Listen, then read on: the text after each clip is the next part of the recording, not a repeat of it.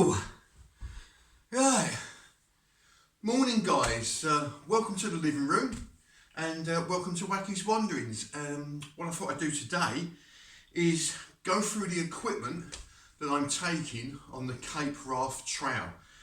Now, this has evolved over many months. I've put stuff in, taken stuff out.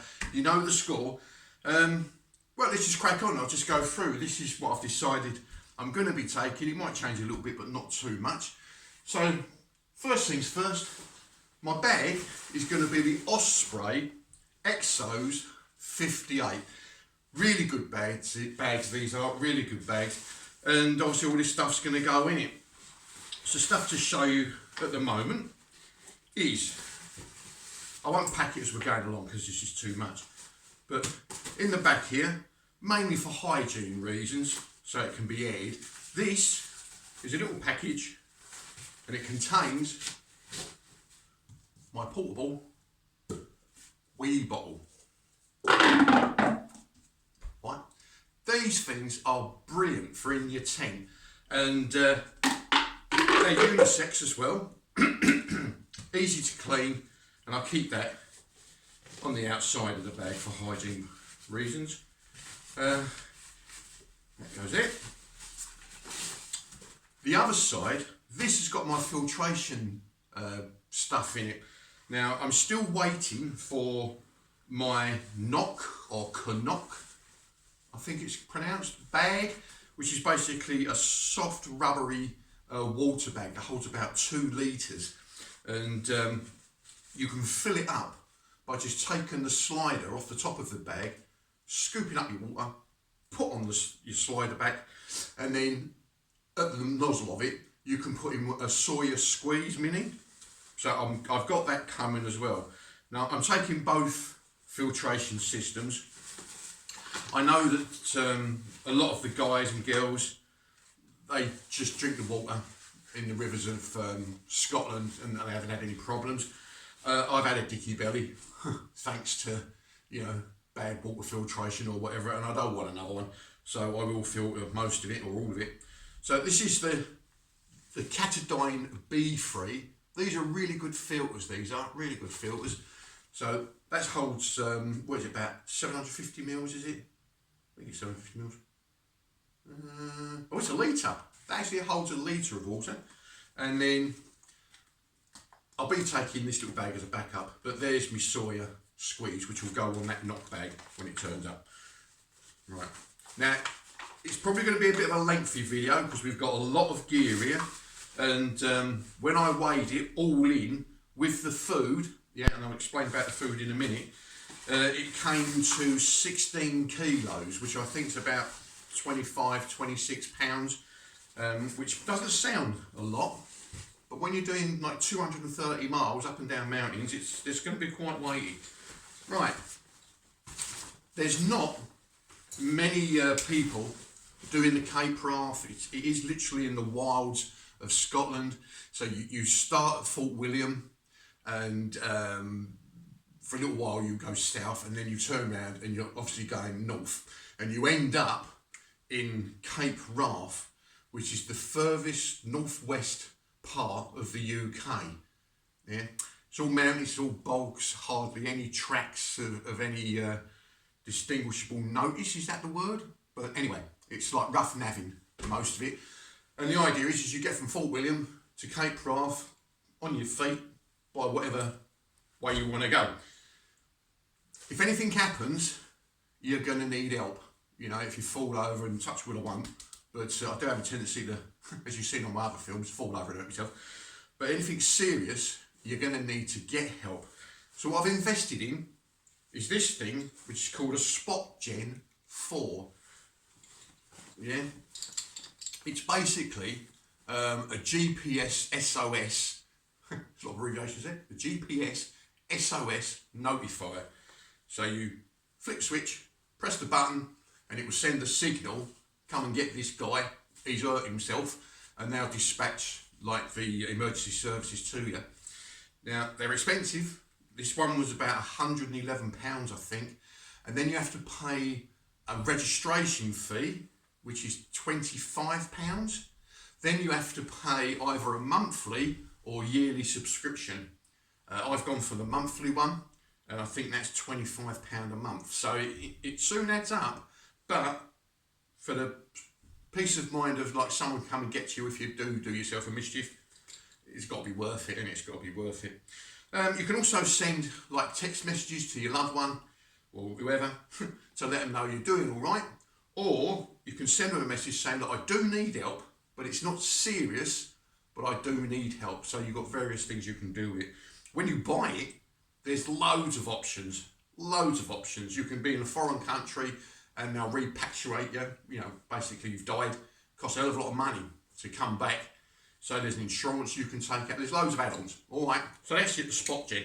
Now, tucked away inside here, actually in the shoulder strap, I've got this tiny little pouch that I made, and in here is my little Victorinox or Swiss Army knife, yeah, and a ferrocerium rod. Now, I've always got one of these on me, the ferrocerium rod. I'd always do that. They just come in handy.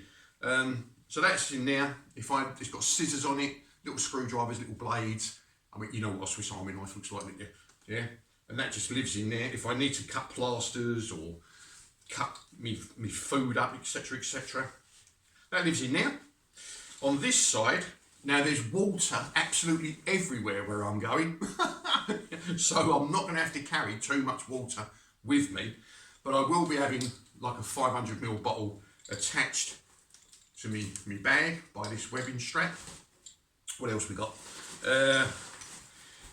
Now, I did remark once on a video that I've seen people with these Exos, the Osprey Exos, you have this vent at the back, like a mesh thing, yeah, to let airflow through.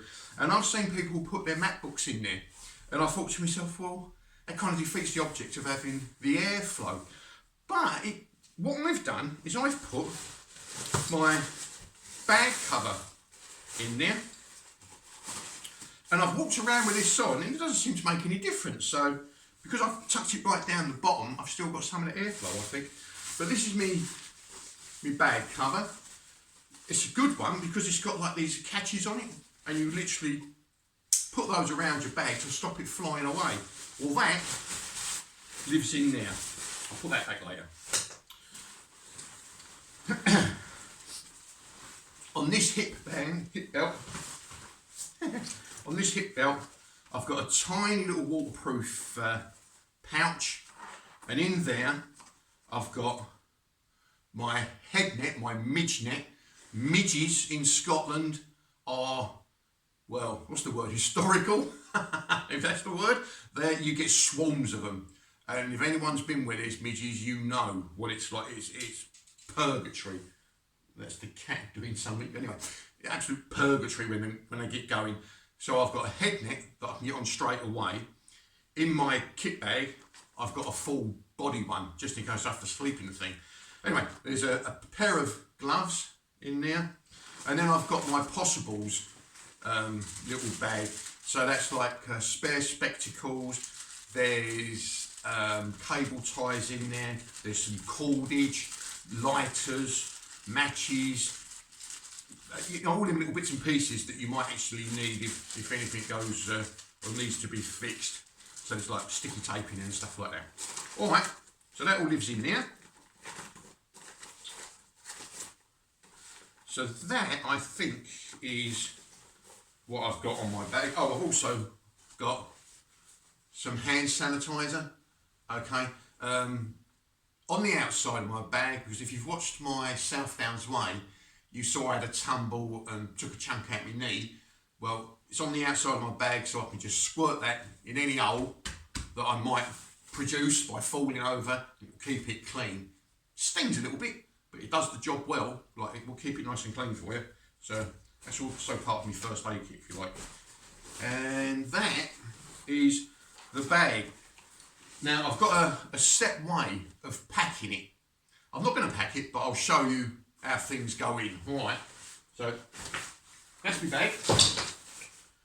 First thing to go in will be my Mac for inside my tent. Well, I have 2 of these, and what I've done is I've cut them down and trimmed them up the edges, so when they're folded in half like this, 2 of them gives me a nice thick bed, yeah, well, a thickish bed, and long enough for my lanky body to lay on. See how that goes? So there's 2 of these, and then what I do is I fold them up like that. I put the 2 together, and now the first things that go into my bag right the way down the back of it. That makes sense. And to make life easy, as I'm packing my bag, on the Osprey you have a little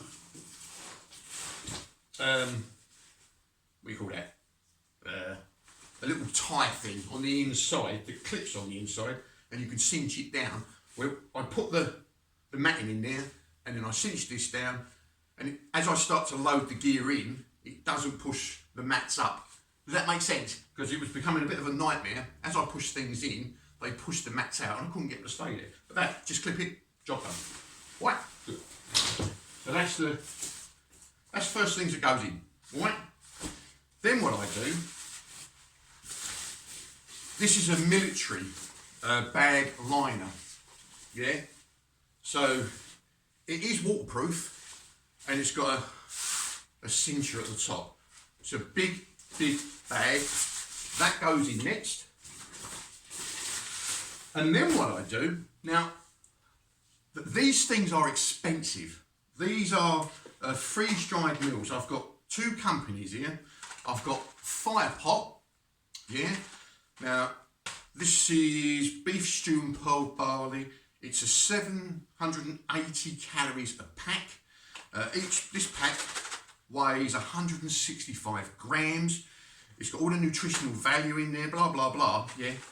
They're like £10 each. Now, I have done a video where you can make your own dehydrated and freeze-dried foods. It's a lot cheaper. I was doing it, but it becomes so complicated. I'm thinking to myself, well, how am I going to store it all? Where am I going to put it all? So many different ingredients. I thought, Dave, you're getting yourself in a pickle here. Buy them. So that's what I've done. Now I've bought these. I've got 15 mils in total, because the other ones I've got is these real turmeric, real turmac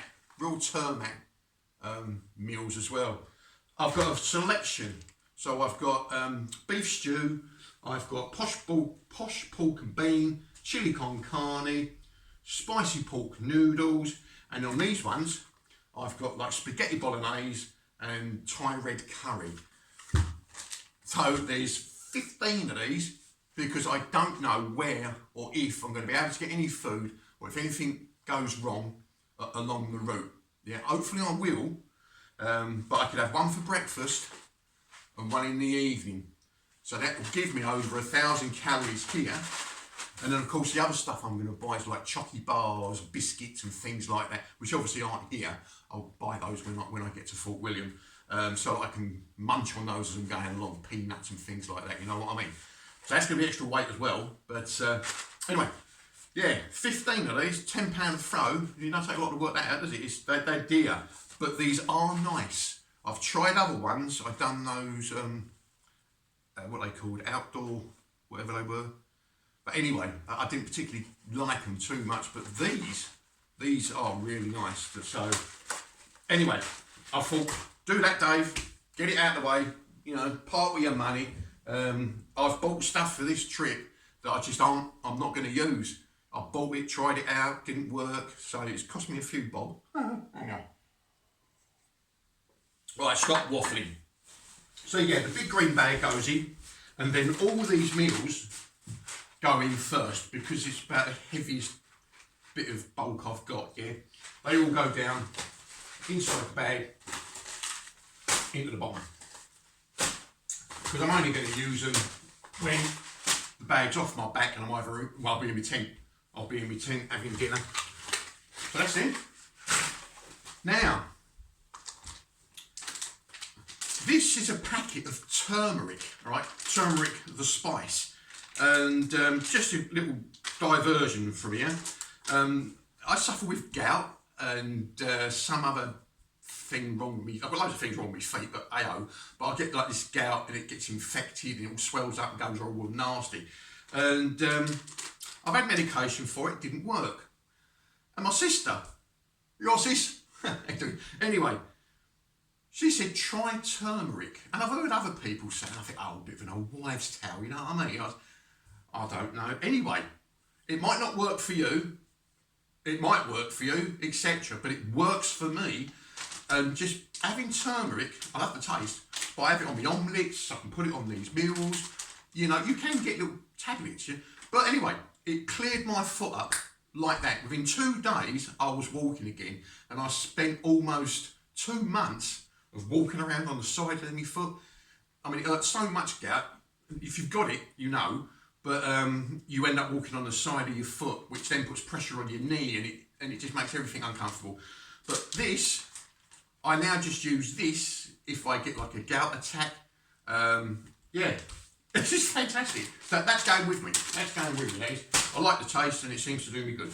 Right, now, going on to my little pouches. This is what we got here, look. Right.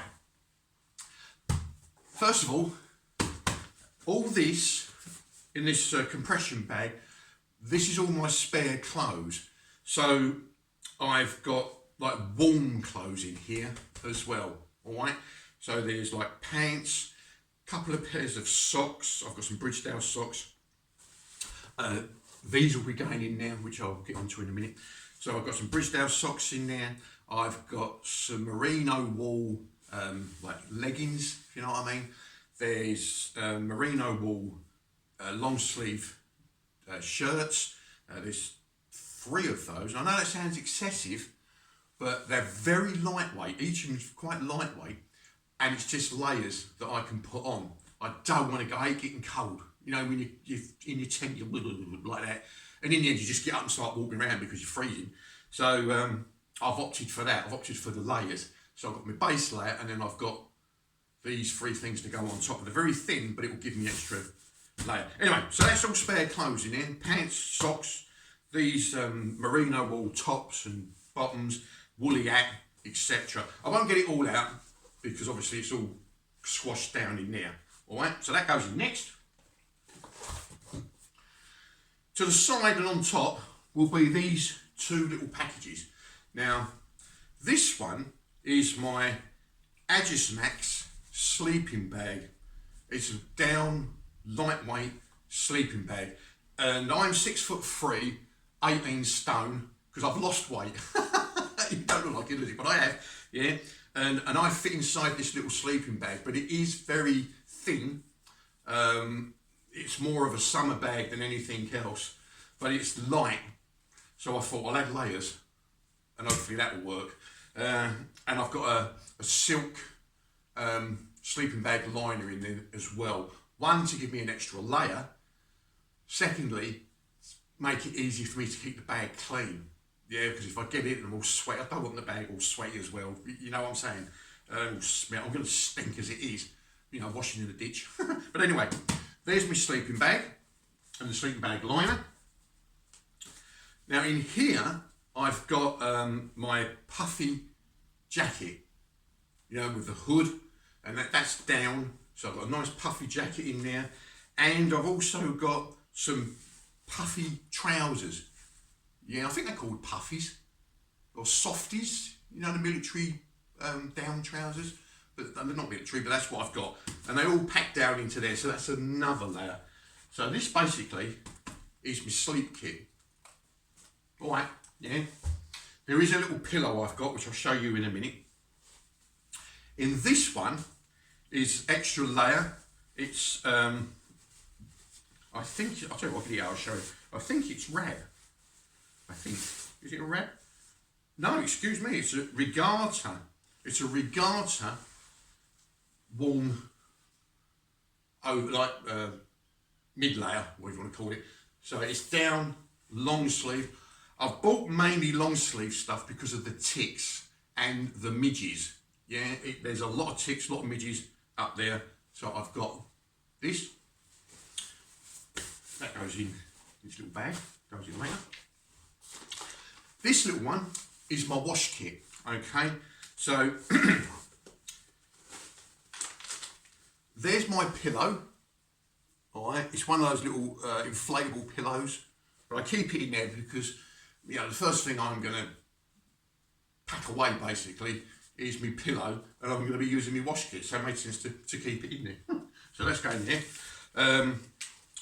I've got some smidge, like spray to keep away the bugs, hopefully. Now, it warns you, I mean, this stuff's lethal. You do not spray it at your face. Just spray it in your hands, a bit like sun cream, and then you put it on, all right? It tells you how to use it, so do that. There's my toilet paper, and that's basically toilet paper taken off the roll, re-rolled up and stuck in there, inside a little waterproof pouch. Now, I was going to use Hazy Outdoors. Yeah, all right, mate, how you doing? But Hazy and what's her name? Sarah from Fit for Adventure. They took these little sponges to dry themselves down with, yeah, and inside the tent. And I was going to do that, and I tried it, and I thought, no, I don't like that. My delicate skin, like, you know, don't like it. So I've got that to wipe down the tent, and then I've got the wife to chop me up one of my lightweight towels, and then stitch it so it don't fray. So I've basically got one of these really light towels. I've cut it in half, and the missus is like hem sewn to stop it all falling apart. So there's my towel, yeah. But I prefer that. I know what I'm doing with a proper towel. Right, here's my towel. I've got a razor, which I probably won't use, but I've got one anyway. My toothbrush, which is over there now. Toothpaste. And is that it? No, it's not easy, it's something else. Right. And then in here, that is biodegradable soap, and it's specific for like wild water. It doesn't interfere with plant life, animal life, or anything. So just some soap there. And I've got a couple of clothes pegs so I can hang my stuff out to dry as and when it gets wet and whatnot. Oh, and I've also got a cradle for my phone stuck in there for some reason. Right, that's all that. Chuck that down in. I'll repack it later. Oh, me legs. Too old for all this sort of thing. Now then, this little waterproof bag, this is all my electricals. Obviously I do the channel, so I do a lot of filming. I need to charge things up. There's not many places with plugs that I'm going to. There's certainly no trees with no plugs in them. So I've got myself, I have got two of these, but I'm only taking one, which I will probably regret. But it's a USB plug chargery thing. Yes, you stick that in the wall, and I can have two USB cables coming off of it. All right, that's that. Yeah. I've got my cable here. That's for my gimbal, which I'll show you in a minute. I've also got, which I'll show you in a minute, a little Orki, I think it's called, action camera. Yeah, I was going to take my other camera, but I broke it on the last walk. So I've got one of those little action cameras, and these are the batteries for it. And there's 1, 2, 3, 4, 5. There's 6 batteries here, and then I've got one actually in the camera and a spare one with the camera. I'll show you that in a minute, yeah. And these are all charged up. They weigh hardly anything, and I thought, well, once I've worked my way through them, you know, if eventually, because I do want to get a couple of days off, hopefully I get to Ullapool and I can find myself somewhere to charge everything up, etc, etc. I'll charge it all up then, you know. So that's that. Now obviously to charge them up, I've got the little charging plate that they go in. I've got 2 of these power packs, and they're from Charmast. Got them off of Amazon, okay. On the back, I've put a little bit of tape. That's got 1 bit of tape. And the other one has got 2 bits of tape. Can you see that? Alright, the idea is I use this one first, and I use that 1 second, rather than trying to work out which one I'm using at any particular time. That makes sense. And then there's just various leads in there. I might stick in some little headphones. I don't tend to listen to my phone as I'm going along. It distracts me. So anyway, that is my electricals, and they're all in there. Right. Now, because I was, let's have a slurp of my tea. Have a slurp of your tea, guys. Now, because I was messing around with like making my own food stuffs and dehydrating, I didn't know what I'd be able to buy as and when I'm going along. So I bought myself a bigger set of cooking pots, if you like, or mess tins. My mess tins are normally the little quarter cup ones, you know, but I didn't know what sort of food I'd be getting. And if I was to get those like packets of cheese and pasta, you know, you can buy them, that's dry, you just put water with them. I think that one packet of that is about 200 or 300 calories. Well, that wouldn't be enough for me, you know, so I would need 2 packets, but of course I can't get 2 packets in my little mess tin, so I bought this titanium bigger pot, which oddly enough weighs almost the same as my little mess tin. But anyway, right, so I bought these things, all right, and of course these, I can boil the water in here and pour the water inside there, and I can make myself a cup of tea at the same time. Save on gas, I'll get round to that in a minute. I've got another little sponge to clean it out with.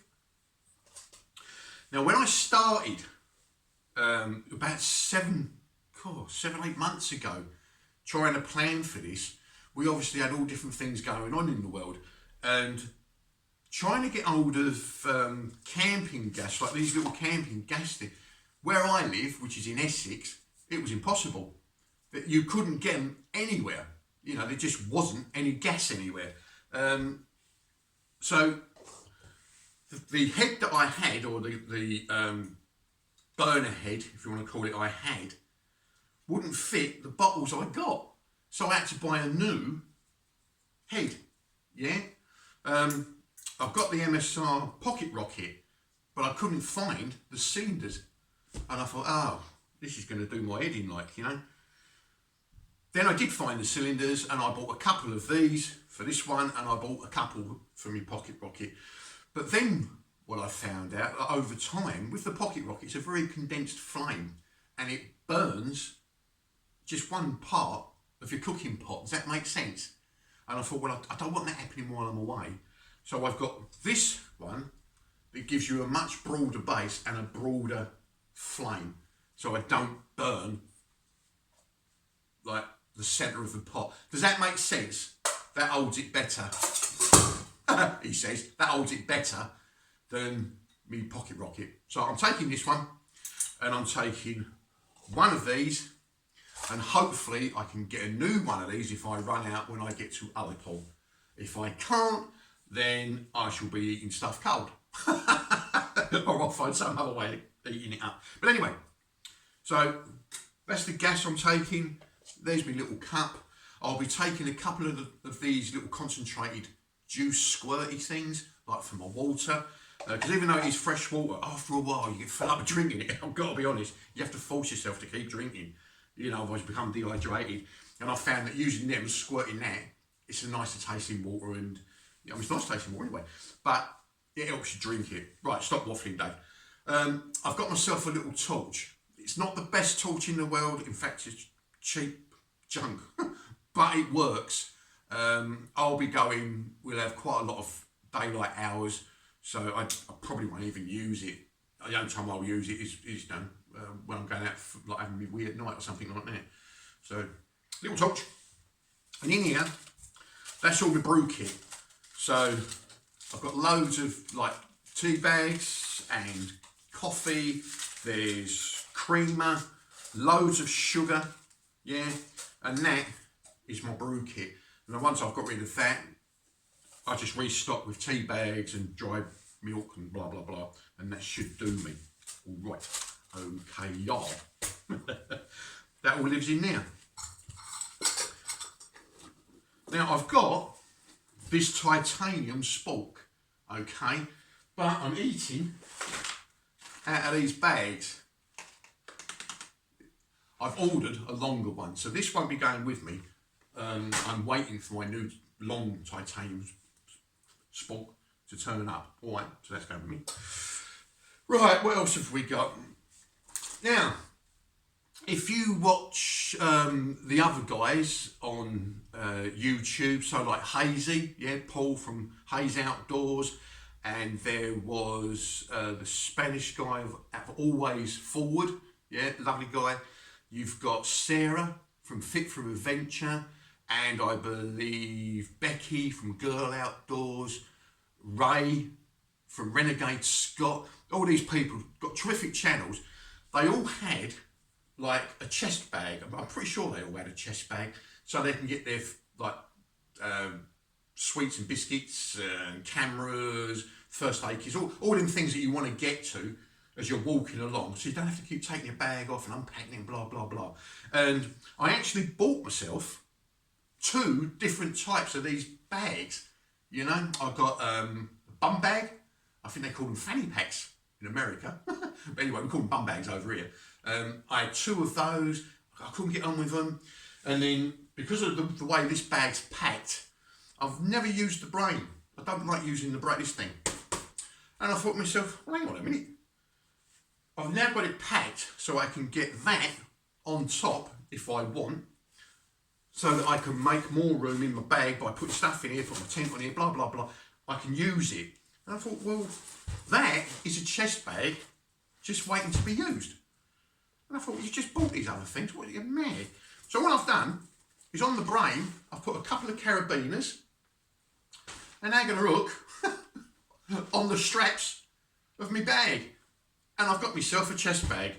And I thought, that is so simple, Dave.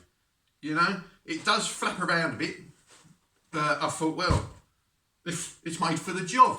Now, in here, in the front zip, this is, I've got this off of AZ, a waterproof bag, and of course that would just be hanging out. So if it rains, it's all ready covered and I can just sort it all out. In here is like my camera stuff, which is also inside another waterproof bag. So something I've bought myself is a gimbal. Okay, now this one is from Hohem, and I've been practicing with it, and I'm kind of getting used to it. But yeah, so it's a gimbal. Now it also comes with an extension rod that you can shove in it like that, and that becomes a tripod. Isn't that clever? There is a remote control, but I won't be taking the remote control part. But there's the gimbal, that phone fits in it, the little action camera that I've got, this thing which is a Allkey, I believe. Is it Allkey? Yeah, Allkey AC-LC2, tiny little action camera. Yeah, it was only 30 quid. But I bought this years ago and never used it. And I thought, well, I'm going to need a spare camera because, you know, you do fall over and break things. I do anyway. And I thought, well, if I break that, then I've got another camera. And then in here, inside a waterproof bag, inside another, everything's in waterproof bags. So I'm going to get absolutely soaked. I just know I am, you know. These are like macro lenses. So if I see something like wildlife in, I can get up close to it, you know. I'm going to try and take my time on this walk. Most people do it like within 14 to 17 days. Now, I really can't see me doing it in that time span. I really can't. What's his name? John from Hounds of Houndgate. He was doing 17.5 miles a day. I really can't see me doing it. It'd kill me. I'm the other side of 60, and this thing weighs, what was it, 26 pounds, 25 pounds? I'm not going to be doing that.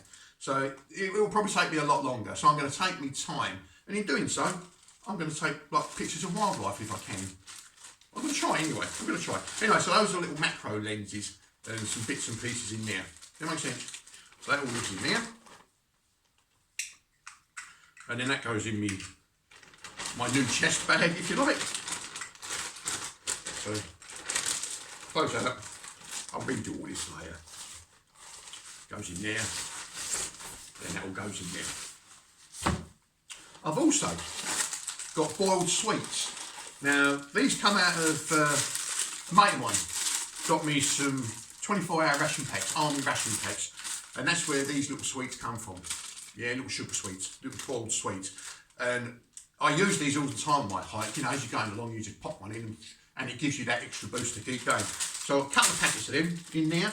I will have, like, obviously Mars bars, Snickers, chocolate bars, God knows what else shoved in there as well. On the top, I've put some cordage. Yeah, so if I have to dump my bag or whatever and I need to just carry the tent, that can be strapped on there and away I go, and I abandon everything if, you know, if case is needed. Or if I want to take my tent out of my bag so I've got more space in my bag, I can tie it on there. Does that make sense? It's just in case. Right, in the back you've got a little zip pocket. Now in here, thanks to all the guys like on YouTube, their feet getting soaking wet, what I've done is I have bought several different pairs, this is somewhere else where I've been experimenting, of these sealskin socks. They're waterproof, yeah? But if water goes into the tip, water will go in, all right? Now, when I did the Great Glen Way, I had a pair of sealskin socks and I walked 26 miles in them and they were really comfy. And I thought, I don't really want to be walking in these sort of things all the time, which is why I've got my Bridgedale socks. But the idea I had is, if I know I'm going to be walking through a lot of wet grass or something like that, then I can pop these on, because I'm taking my Lone Peak 4.5 trainers. Yeah, I was going to take like sneakers, bumper boot type things. I bought 3 pairs of them and I've decided I'm taking them now. So I'm going back to my Lone Peaks. So I can wear these with my Lone Peaks, walk through the grass, and hopefully the feet won't get too wet. And then I thought, well, if I go across a river wearing this, the water's just going to come down the top. Now, I don't intend to go into rivers which come up higher than my knee, because the undercurrent will just whip your feet away and I could end up in like Paris or something. But anyway, so I bought some really long ones. Does that make sense? Kind of waffling, I know, but these are really long ones. Now, these ain't cheap, all right? These were £40, I think they were. But they go right up to my knee. Yeah? So I can put these on, stick the shoes back on and wander through. That's if the midges aren't swarming and gives me time to sit down and put these things on. If the midges are swarming, I should just walk straight through, because I'm not going to be eaten alive by them things, hopefully. All right, so there's a couple of pairs, and these ones will be stuck in the back of my chest bag, so I can take them off, put them on, put them back, diddly-do. Now obviously they'll be wet on the outside. The other thing that's in here is a poncho, a hooded, waterproof poncho. Now these things, all right, they're a little bit weighty, but you can use them for almost everything and anything. It's a shelter in itself. Yeah, if the wind gets really bad and the rain gets really bad, I can put it on as a waterproof garment, which is what it's specifically designed for. What with my rag jacket and everything else, and this underneath it, that should keep me dry. At least it'll keep the wind off me, and I can huddle down behind a rock if need be, like, you know. It can be used as a ground sheet. So if I've got lots of rocks or twigs or whatever on the floor, I can throw this down before I put my tent down. Does that make sense? Yeah. So there's loads of uses for these things, loads of uses. But that lives in the back, and of course these would be wet and they sit on this side of it, so the water doesn't transfer through. But if it does go through, then everything in here is inside a little waterproof bag anyway. Does that make sense? Yeah, that sounds good. Right, so that's that. Well, that's sorted out. Here is a lot of kit, but believe it or not, this is the bare minimum I could get down for. Safety is the main thing. Right, clothes I'm going to be wearing. there again, I've bought all new clothes and whatnot. So this is what I call my events cap. Yeah, it's my hiking cap, but it's called my events cap because it's got all these badges. You see that? All them badges on it. So if anything like significant happens and I get a badge, I put it on this hat, my events cap. It's like my little morale booster. I can sit there and think, oh yeah, I remember when I did this, and you know what I mean? So it just cheers me up. But anyway, that's my cap, my hiking cap, which I nail to my head when I'm walking along, because I want this to blow off a mountain, do I? Right, cap. I've got these tiny little gaiters to go with my Lone Peak 4s, yeah? They're good little gaiters. These are expensive as well, but they are good, all right? So, gaiters. I'm only taking 2 short sleeve t-shirts. A spare one, like once this gets all grubby, so I've got a spare one, and then this one, and I think they're both Berghaus. This one's a little bit warm, but these are very light. They wick away the sweat. You know, they're really good. So, t-shirt. I've got 3 pairs, I think it's 3 pairs, it might be 4, of Bridgedale socks. Yeah? 2 pair will only be used for inside the tent. So my feet are dry, and if it does get really cold, then I can put 2 pairs of socks on, you know what I mean? So 2 pair will always be dry. The other ones I shall alternate between these and the sealskins. Yeah, that makes sense. So they'll get quite grubby. Probably end up throwing away at the end of the walk, which is what I tend to do because they get so grubby, even when you clean them. Right. Anyway, I've bought many pairs of trousers to try and get used to it. In the end, I've settled on these, like elastic. These are brilliant, look, like elasticated trousers. They've got ties around the ankle. Now I shall probably take these out, and because what I do is I tuck my trouser legs in my socks, and then I put the gaiters on. I've always done that to stop the ticks from going up. I was going to get the ones that cut down into shorts, but what I noticed was the zip, there's always a hole. So the ticks will get in through there, you know? So I've gone for the solid leg, and if I need to roll them up because I'm hot, then that's what I'll do. But it's unlikely I'll be walking around like with short leg trousers on. But yeah, these are from Decathlon. They're actually branded Quishi. So Decathlon, Quishi in this country is called Decathlon. Yeah, in England. Yeah, so Quishi is Decathlon. So it's got the brand name on there. And they make good gear. Good gear. It's got side pockets and everything. Now, in my left hand side pocket, in there, I'm going to have my waterproof pad. Okay. Got a waterproof pad. My waterproof pen, so I can write down my bearings and messages and anything else that I might feel that I need to do, take notes of. Okay, so that's in there. It's also got my compass, so it's easy to get to. And then on my compass, I've got my pacing beads. All right, my daughter made me this, pacing beads. Cheers, darling. They are likely to come in very, very handy for distance, and you know, if I'm in the mountains and all the clouds are down, I can look at the map, which I'll show you in a minute. It's a 1 in 50 foul, so it's each square is a kilometre.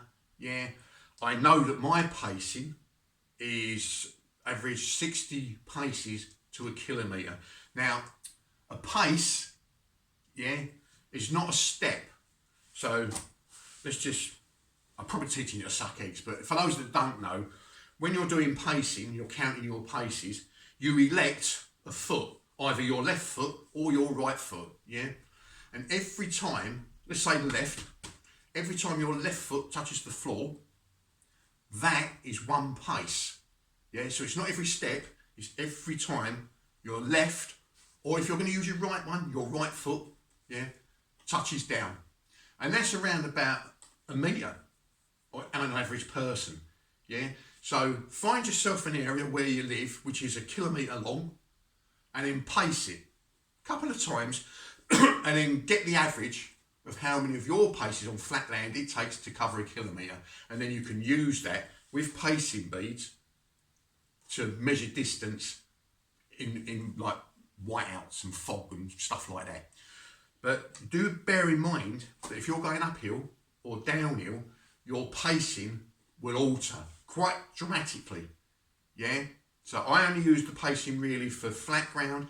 I know roughly it's about half if I'm going uphill. But anyway, there's loads of stuff on the internet, YouTube, that will tell you how to do it. So there's my pacing beads, all right? So I'm going to be using those in conjunction with the maps, which I'll show you in a minute. Shove that in there. It looks so disorganised like this, but when it's in the bag is just lovely. You know, it's heavy, but it's lovely. Right, so merino wool underpants, undergarments, underwear, whatever you call it. Yeah, I've got another pair in me kit, and then I've got bought another rag jacket.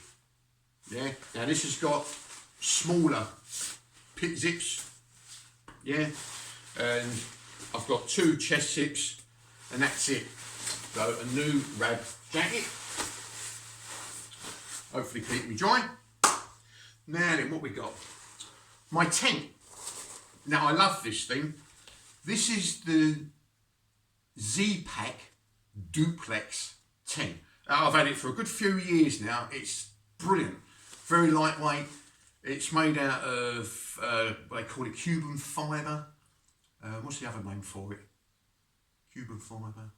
I can't remember which. But anyway, very, very good tent. Very expensive. And if you're in the UK, you have to pay import duty, which is astronomical. The import duty alone is about 130 quid. And Royal Mail will not let you have it until you give them the 130 quid, which is very nice of them. Anyway, so there's my tent. It's a single skin, but it's got like a bathtub in it. It's got meshing on it. It's brilliant. It's brilliant. You'll see it when we're away, yeah. So there's the tent. Now it comes in its own little stuff sack, but I don't use that because it's a bit fiddly to get it in. What I've got is, this is my old Quishi Quick Hiker Ultralight tent. Yeah, it's my other tent. And this is its bag. And I find that everything is just stuff in it. Right. Another sponge to get rid of all the condensation, dead midges and God knows what else are going to be in there. Yeah, that's in there. There's some conventional, are they called hexagonal? Tent pegs. Alright, but they're small. And I've watched some of the guys do the walk, particularly Hazy, and the wind has caught their tent and you're thinking, hoo, hoo, hoo, you're going to need something to hold it in the floor. And what Hazy got were these storm pegs. Alright, now they weigh nothing. I've got 6 of them. Alright, so I know it is extra weight and it's taking up space, but I would rather have them than not. And they don't weigh that much, yeah? So I've got the conventional pegs and I've got some storm pegs, if it all goes piton. And this, inside this little waterproof bag, is one of those silver survival blankets. It's orange on one side, silver on the other side. It's a bit elasticy. It's very tough, yeah? And I use that on the tent floor to give me some insulation, and then I put my mats on top of that, yeah? So my tent goes up, this goes in, they go on. Does that make sense? That's it. And that all lives in there.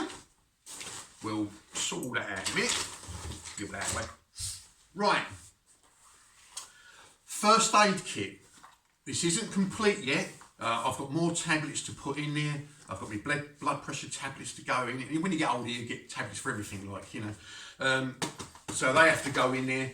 I've got me painkillers. Let's have a look. Right. So, a dressing, elastic bandage,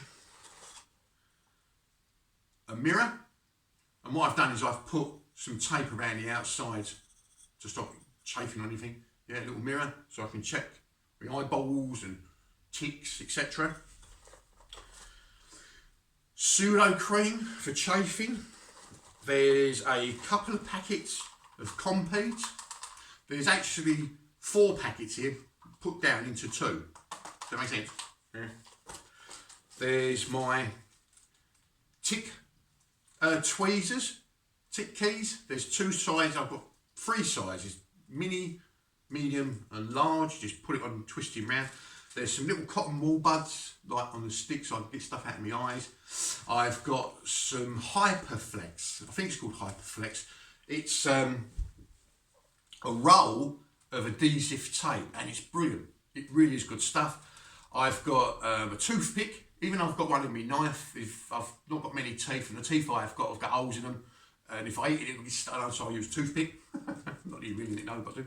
And then I've got a little, it used to be, oh, what's that hot sauce? Oh, I can't remember what it's called. But anyway, it's a tiny little bottle, yeah, with dropper, like you can just put drops out, and that's got surgical spirit in it. So if I get a cut or anything, I can just whack all that in there. It's going to sting, but you know it's going to cut down on the infection. So there's a tiny little pack there, all in its own little waterproof doobry. There's some lint, I think you call it. Now there's about 4 or 5 big sheets and a pair of scissors, so I can cut it down to the size I want. So with this and that, I can make any size plaster I want. Yeah. What else we got? Now this might seem a bit morbid, but you never know. I won't show you because it's got my address on it and everything else, but put my fingers over it like that. That is a little packet of whatever I bought from Amazon. And on there is my name, my address, and what I've done is I've written my date of birth, my blood group, next of kin, allergies that I don't have, you know, where my GP surgery is, their contact details, what medication I'm on. It's all there.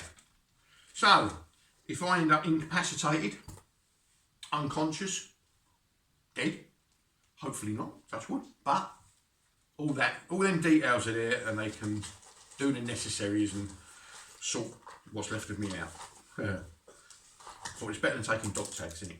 Right, so that's my little first aid kit. Hopefully never to be used, but you never know. You never know. Hey. So, first aid kit. Right. Well, we're getting there. So, my walking poles. Now, these are the Lec Carbon Lights. These are excellent walking poles. And what I've done is I've reduced the bit that your arms go in.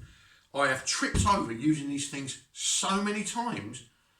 And believe it or not, it took me ages to work out why. Basically, your hands go up and through the little loops, and these things become part of your arms. So when you trip, you put your hand out to stop yourself. These whack into the floor and catapult you further.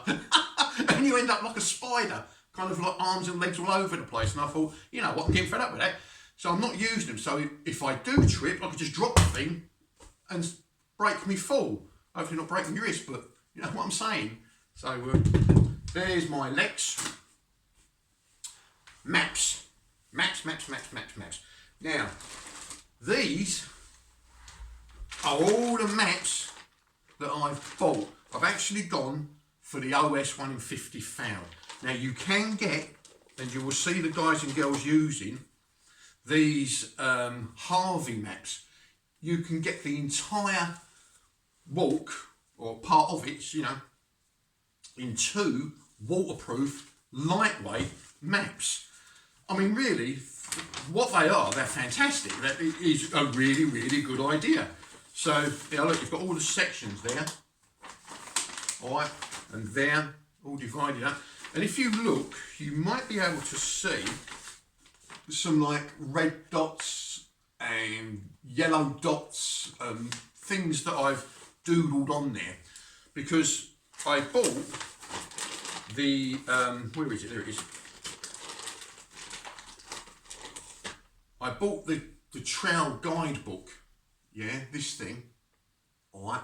I've obviously read through it, and the information from this and from what I've seen the guys do, I've put down on these maps. However, I always get lost.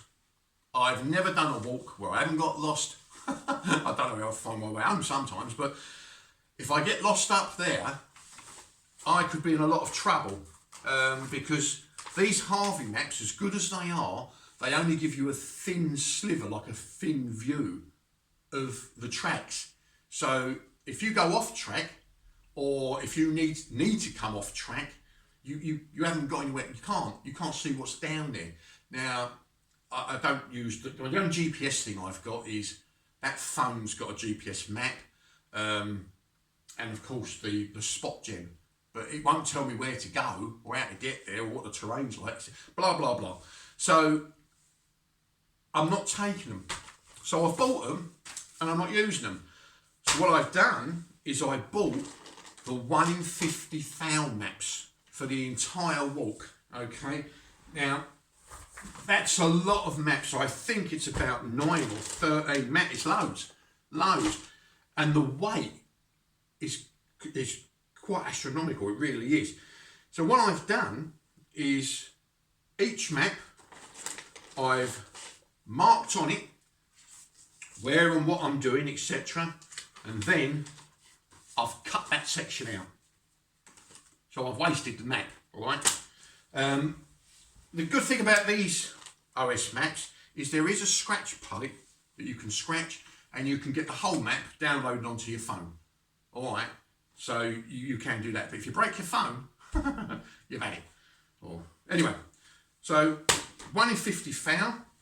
Now you start in Fort William, like I said earlier, and eventually you end up right up northwest, up at Cape Wrath.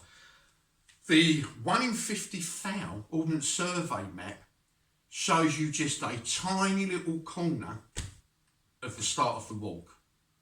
The one for Fort William. You know, it shows you all inland, and there's just a tiny little bit. And I thought, well, I'm not buying the old map for that. So basically I've just taken a photo of these so I can know where I'm going.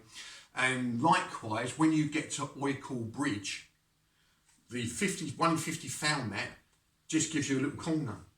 So there's no point in paying £9 for a tiny little section. So I haven't got that map either. I took a picture of that. But that's what I've done. I'm not taking the book with me. All the information in there I've put onto my maps. So this is all my maps. So it's not too bad, look. It's not too bad. A little bit, obviously weighs more than him, but not too bad. And in there is I've got my little pen so I can make notes on these maps. I've got a little rag to clean my glasses, etc. And there's my map case. So, as you can see, what I've done is on my maps, I've marked the entire route, places of interest. I've put little sticky tabs on there which identify possible places to camp, boffies, places to get food, alternate routes, done all that. And I've got myself a large magnifying glass because it's 1 in 50. My eyes ain't that good. In fact, I've had to have my eyes tested, and I got my new glasses and they didn't fit, so I'm having them redone. But even with my glasses, the detail is a bit too small for it, so I've got a magnifying glass. Oh, Davey. If I complete this walk, it will be a bleeding miracle, I'm sure it will. So there we are. Those are my maps I'm taking, and they'll go in there. And I think that is it. Obviously, I'll be taking like the credit cards and cash. The last time I was up in Scotland, they wouldn't take cards full stop. It had to be cash. So I shall have like a little bit of cash on me as well. And there we are. So that's all the gear that I'm taking. It's a hell of a lot. If you're still watching, thanks. Thanks for like bearing with me on that. And yeah. So it probably won't change too much if it changes at all, but that's what I'll be taking. Like I say, my main concern, I suppose, is the right at the top, the Cape Wrath is an MOD firing range, and I'm going at the end of 1 month into the next month, and the actual website telling you when they're using the range, which means you can't go across it and actually get to the finish line, which is like 7 miles. Like you'd have done 223 miles, you know, and the last 7 you might not be able to go because the guys are letting off bombs and God knows what else. There is a number, and you ring up the range, and they'll say yes, it's working this day, that day, blah blah blah. But it only gives you that month, so I'm going to have to work that out when I get there. So that's going to be a bit of a bind, because I'll be gutted if I actually get to the range and then I can't cross it. I can imagine that. But anyway, I've got to get there yet. And what I'm going to do is I'm going to take it a day at a time. It's a long way, 230 miles, plus getting lost, plus diverts, everything else, like, you know. Yeah, it's a long way. It's going to be the hardest walk I've ever done. And, well, let's see how we do, shall we? I'll video it and hopefully put it on the old YouTube, and there you go, guys. So, as always, you be good, you be safe, you keep smiling, and you'll either see this before I go or once I've gone, but I'll put this out as and when. Right, that's it. Stop waffling. Cheers, guys. Love you. Be cool. Catch you later. Oh, that's it.